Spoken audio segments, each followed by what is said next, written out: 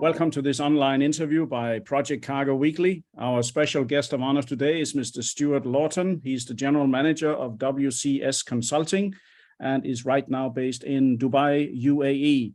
First and foremost, Stewart, very welcome to this interview. Oh, thank you. Thank you very much for giving me this opportunity to speak about our new service. Anytime. Stewart, I always have this, let's say, a tradition that I allow my interviewees to give a little rundown on their career leading up to their current position. So without further ado, I'd like to ask you, how come you ended up where you are? Very good question. Originally, I'm from a small town in the UK called Brickhouse, which is probably one of the most landlocked parts of the UK imaginable. I think when I was younger, I sort of fell in love with the idea of the shipping industry and decided I wanted to pursue a career there in the shipping industry. So I opted to do a degree in maritime studies at Liverpool John Moores University in the UK. From there, I did an 18-month, nearly 2-year industrial placement with P&O European Ferries, based out of Liverpool, which was an incredible opportunity. I think it really gave me an opportunity to pick up the practical knowledge to reinforce the academic knowledge. And anyone out there who has an opportunity in university to do an industrial placement, I strongly recommend they do it. It sets you up so much clearer and so much better, better standing for the future.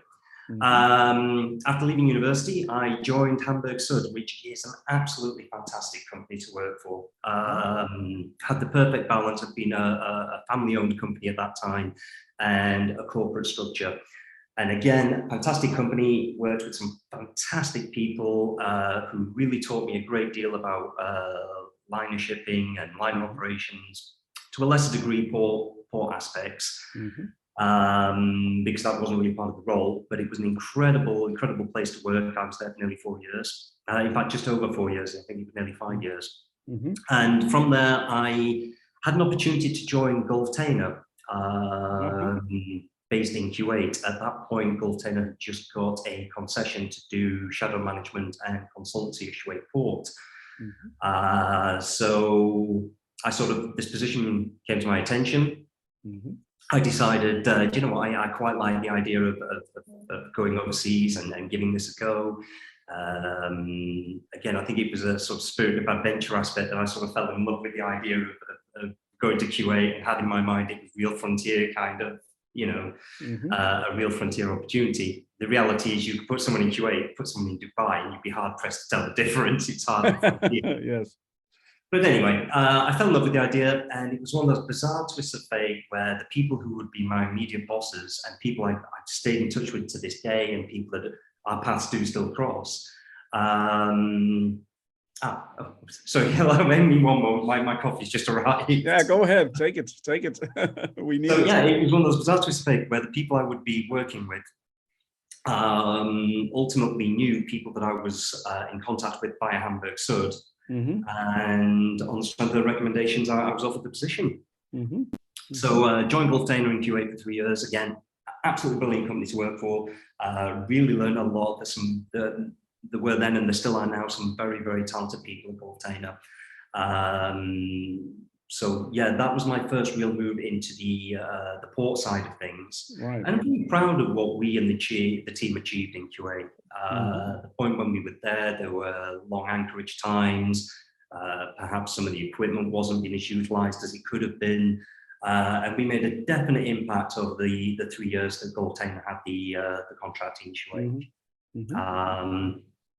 Unfortunately, as things go in the Middle East sometimes and countries around the world, the contract was term limited, and I think there was a drive by the Kuwait government to essentially try and renationalize as much as possible.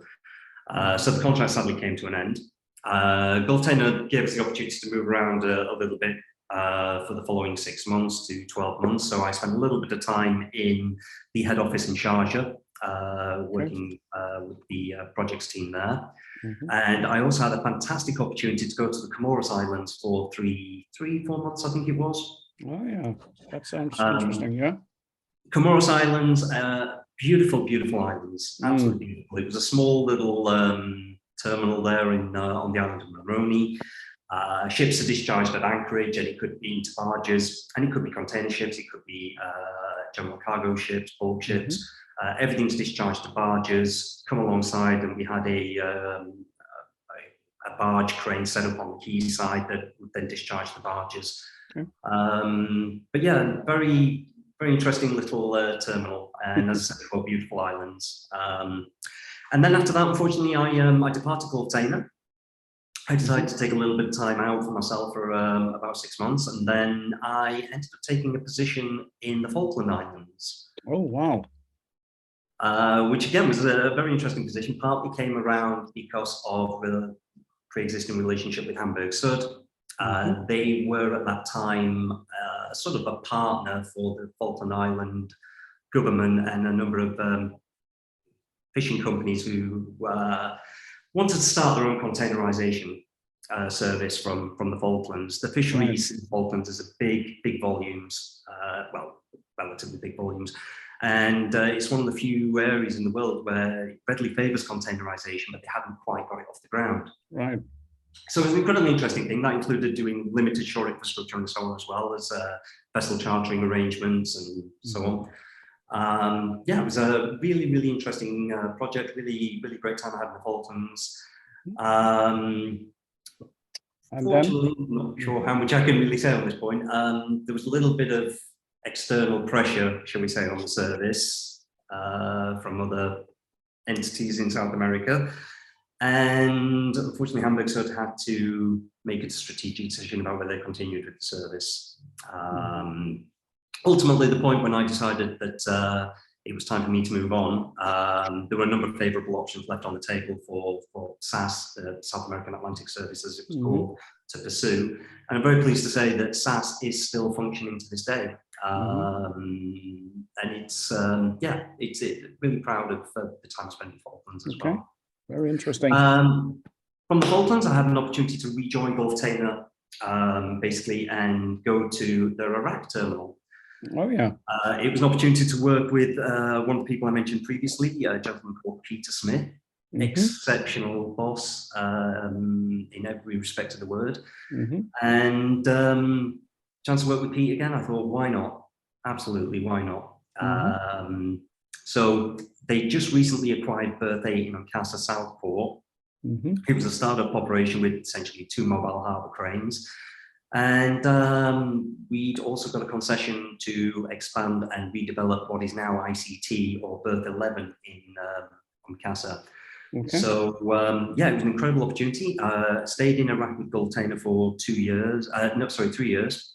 And then I felt that the project had evolved to a point where I'd achieved all I could in that kind of role. At the same time, I was presented with an opportunity to move to a different terminal in Iraq, which was a small startup and a 90,000 square meter yard with a couple of forklifts, a couple of side cranes, 50-ton Terexes, if I recall.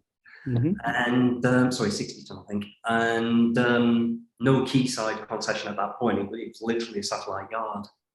And over the course of my time there, working closely with the shareholders at the time and management, we evolved that from a small 90,000 square meter satellite yard with a small amount of equipment into a 4-berth terminal, which is, from memory, 850,000 square meters, plus a concession to redevelop yet another area of the port, which will have ship-to-shore gantry cranes. Again, I think after sort of 6-7 years at that terminal, I really felt that it was time to sort of expand a little bit and do something a little bit different. Again, I sort of felt that I'd achieved all that I could in that time, and I was looking for something a little new. So an opportunity came up to, again, do a similar thing in Iraq, a small niche operator that was looking to expand and develop their services and their berths. So I decided to take an opportunity with them for, and see how that went. Unfortunately, our friend COVID arrived, which kind of frustrated the whole process. So I wasn't able to really return to that position, which was a shame. And because I really do think that that particular arrangement was a nice little arrangement, a very successful niche operator. And I can see that in a few years' time, they will expand significantly. As I say, I was stuck in the UK because I happened to be on the COVID lockdowns, blah, blah, blah. So after that, COVID kind of frustrated that particular endeavor. So I was then given the opportunity to go to Thessaloniki in Greece, working for Thessaloniki Port Authority. And again, I think I've been very, very lucky because throughout my career, I've had some exceptional bosses. And again, my boss in Thessaloniki and the management team in Thessaloniki, the senior management team, all exceptionally professional people, all brilliant people to work for and with. And so yes, I was at Thessaloniki for around about 6, 7, 8 months, I think it was. Unfortunately, there was a bit of an issue caused by Brexit, which meant getting a visa was somewhat difficult. It looked a little bit uncertain. I'd been approached about a position with WCS. Yeah. And ultimately, I decided, you know what, it was, I don't mind saying it was a very, very tough decision. Very, very tough decision. But I opted to take an opportunity with WCS. And here I am. Okay, so you are now based, is that permanently based in Dubai for WCS? I mean, you seem to be liking and returning to the Middle East on a general basis. So it seems to me that you like it there. You know, I will say this much. Having spent nearly 10 years in total in Iraq, I absolutely love Iraq and I miss the place very much every day. I miss all the guys in Iraq. The Iraqis were fantastic to work with. Dubai is obviously very different than Iraq. Sure. But no, generally you're right. I guess I have spent a lot of time in the Middle East, and yeah, I mean, Dubai is a fantastic place. It really is. It's one of the few places I find that you can go where everyone just gets on with everything. Yeah. It's, you know, everything's possible. Some of the issues that you find in other cities and other countries. Here, everyone just gets on with it. Everything just goes the way it should. Yeah, no, it's I must say, a very impressive career. I mean, you mentioned some islands that I surely would like to visit one day whenever time and money allows. But the Comoros Islands, yeah, I read somewhere that the UAE have a very special relationship with those islands. And then you also mentioned the Falklands, which I didn't even think of the Falklands since the last 20 years. So very, very impressive. I always find it funny when I tell people I was in the Falklands, they always say, what, in the war? Which makes me think spending 10 years in Iraq has aged me considerably. Yes, definitely. No, but you look young enough to me. One thing, hang on. Kan du styre ned? It's my son. I'm using my son's room here, so I just have told him to turn down his computer. Yeah, no, but Stewart, one question I'd like to ask you here. WCS Consultancy, I mean, your main focus is neutrally to service and render your, let's say, services and consultancy to any terminal. You are not married to anyone. You are totally, shall we say, neutral, right? No, that's correct. I mean, obviously, World Crane Services is a DP World company. That I understand. Yeah. Let's get that out there because, I mean, everybody knows that we're a DP World company. But we are fully independent. We have our own board of directors. Okay. And I will say the parent group has been incredibly supportive because I think there's an appreciation that WCS is recognized as and needs to continue to be an independent entity. Would you, I'm just asking straight off the bat here, would you, of course, you have a very strong ownership, and of course, these days, everyone are interlinked no matter what, but who would be your main, let's say, focuses for attack? Would it be smaller and medium-sized terminals and not the other big ones, or would it be anyone in your area? To be quite honest, if one of the larger groups or a larger well-known terminal, in fact, recently we've had an inquiry from a very large well-known port authority. Okay. Obviously, I can't really give regarding you know, a potential opportunity. I mean, obviously, I think our primary focus is certainly going to be the smaller to medium-sized terminals and port authorities. Yeah. But equally, if a larger group or larger terminal comes with an interesting proposal or a proposal where we can offer our services, and certainly we're willing to consider that as well, and hopefully we'll be in a position to do so. Yeah, because what I've seen is that some of the major ship owners like CMA, like Maersk Line, and you also have other groups, they want to invest in terminals because that seems to be the choke point. I mean, not least to mention what we've seen on the US West Coast, where everything has been chock-a-block compared to infrastructure in Asia, for example. I suppose that WCS, you are helping out terminals to become more efficient. Isn't that the key word for what you're doing? I would say efficiency is a big part of it, but our services, from the consultant's point of view, aren't just about efficiency. Okay. You know, there's the health and safety aspect. Yes. There's the normal day-to-day operations. We offer quite a range of potential services that we're going to engage in, hopefully, from providing advice on finance and funding to sustainability. But I think our core focus will always be the operational and QHSE, which goes hand in hand with efficiency. Okay, and under QHSC, that's also security, isn't it?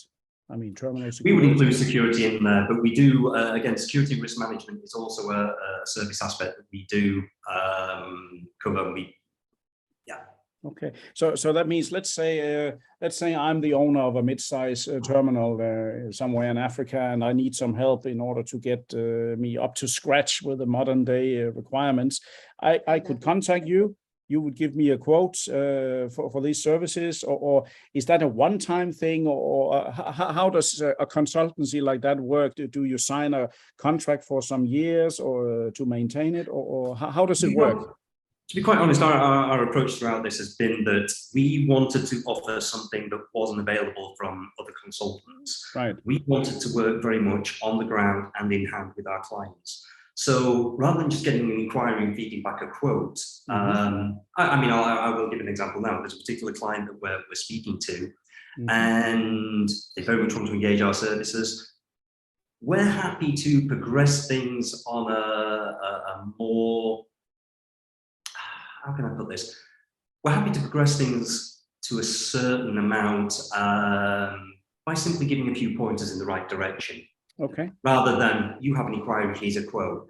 We like to engage with our clients, get a better understanding of what it is they're trying to achieve, what it is they're actually looking for, because ultimately we want to make sure we can deliver that. Yeah. Well, and this is why before we get to just sending off a standardized or randomized kind of quote, it's best to have a full understanding of what your client's requirements are. And if that means you have to spend a little bit more time with the client or potential client up front, then I think we're kind of taking that approach at the moment. And probably also then the client will stay longer with you. I mean, if you invest a little bit more time in the beginning, I suppose. Exactly. And again, part of the strength of the WCS branding is that not only the independence, but as I said before, we really want to focus on filling that niche in the market that there is at the moment, where there aren't many consultants that are also backed by and have the support of a larger parent group that are port operators. Right. I mean, obviously there is one particular competitor, shall we say, but if you look at the larger consultants, they actually, sometimes there can be a bit of a disconnect between the advice that they're requested to provide, the advice they actually give, and the actual on-the-ground experience. And certainly we found that ourselves. The parent group very kindly allowed us to participate in some of their activities, and it was interesting to see that disconnect up front in person.